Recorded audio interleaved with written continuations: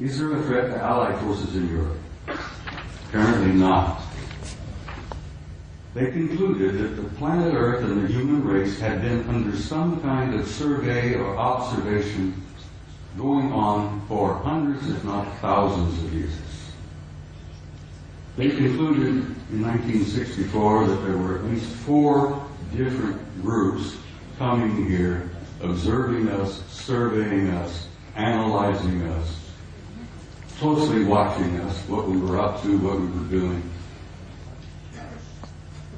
They concluded that there did not appear to be a military threat involved because the repeated demonstrations of incredibly advanced technology demonstrated to us that if they had been hostile or malevolent, there was absolutely nothing we could do.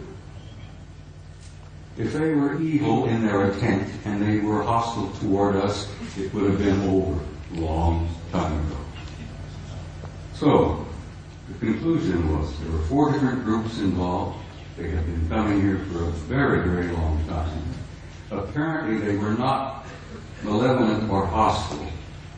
The question was, what the hell are they doing here? Why are they here? And why are they interested in us? Well, they did not know in 1964 what their agenda or their motives were. And I will tell you honestly and frankly that even today, our authorities, our senior military, our national security people, still don't totally grasp what their motives are, what their agendas are. Well, this study in 1964 was simply a beginning for me. As I said, I was never quite the same again. I jokingly say I used to be a normal human being.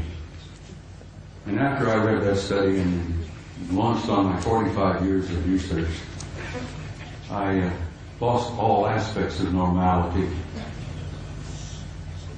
I will be frank and tell you that over the years of my study and the material that I've learned and gathered has brought about in me a complete destruction of my old world view, my old world paradigm, the world view that I held since I was a kid, growing up.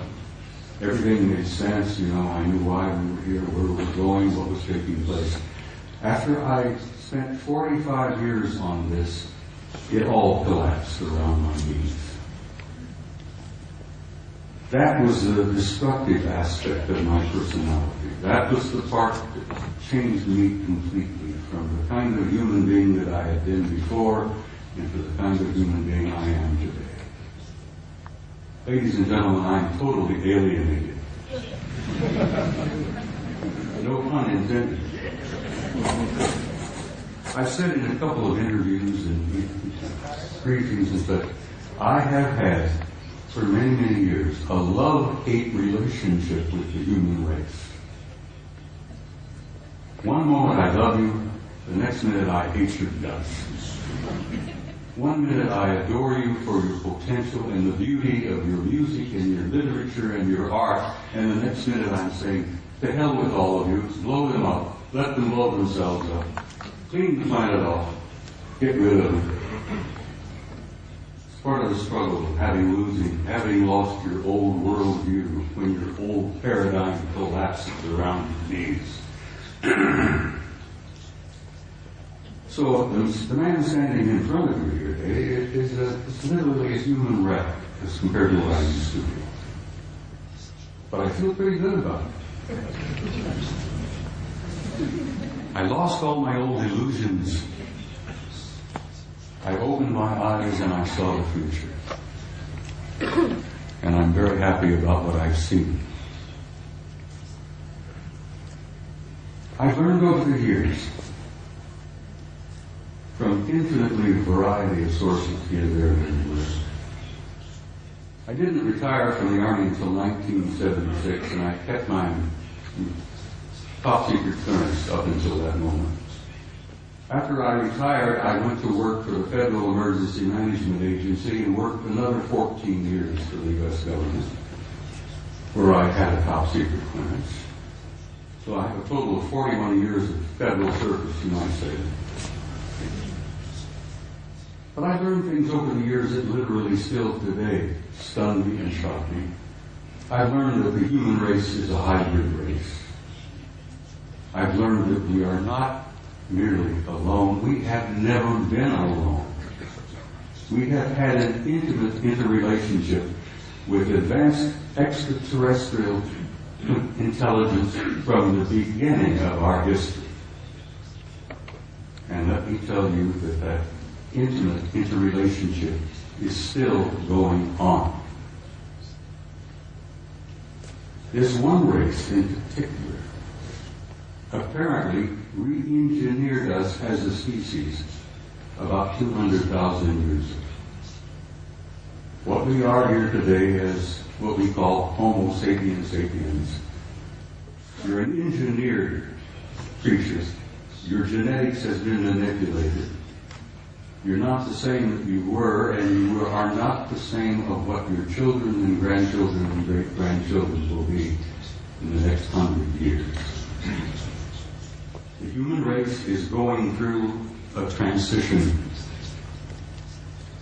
And it's more than a transition. It's what I've learned to be a transcendent transformation into a new race, into a new future. And your descendants will be as different from what you are here today as what you are from old Australopithecus 500,000 years ago. It's not something to be afraid of. Something to look forward to. You're growing, you're developing, you're becoming a new race, you're becoming a new species. Your grandchildren, your great-grandchildren, your descendants on in the next century or two have destiny in the stars. Don't you doubt that for a minute. This species, this race, this troublesome bunch of monkeys has a destiny in the stars. And we are a part of this infinite universe filled with intelligent life. And we have been from the beginning, but we're only now beginning to wake up and see it. Only now are we beginning to open our eyes and listen with our ears and look out there and say, all right, where have I been? What am I now? Where am I going? As I said, your destiny is in the stars. Your generations to come, your descendants, your grandchildren, great-grandchildren, will go out there and they will claim their rightful place in a universe filled with intelligent life. Your place out there belongs to you. You have a right to that, and you will claim it. There is so much to talk about. I've got some slides I have to share. Would you gentlemen please put the first picture up on the screen? I'm being assisted by some very wonderful people back behind the scene here. I like to start with a shot like this. Pictures of this nature sort of inspire me. It gives you a glimpse of the community that you are a part of. A little glimpse of the stars out there.